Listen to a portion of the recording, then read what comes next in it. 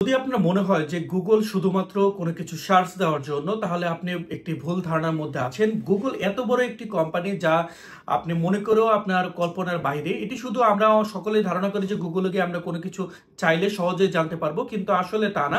গুগলের ভিতর অনেকগুলো প্রোডাক্ট আছে যেগুলো আমরা প্রতিনিয়ত ব্যবহার করে থাকি।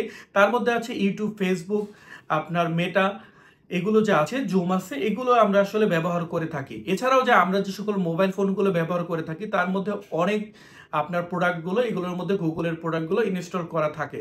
গুগল যে সবসময় আপনার হাই লেভেলের বা ভালো রকমের কোনো সার্ভিস দিয়ে থাকছে এ না। 296টার মতো প্রোডাক্ট এর আগেও গুগল লঞ্চ করেছিল বা সার্ভিস লঞ্চ করেছিল, যেগুলো কিনা আমাদের ব্যবহারের আগে এগুলো ফেল হয়ে গেছে, এগুলো অকেজ হিসেবে গ্রহণ করা হয়েছে।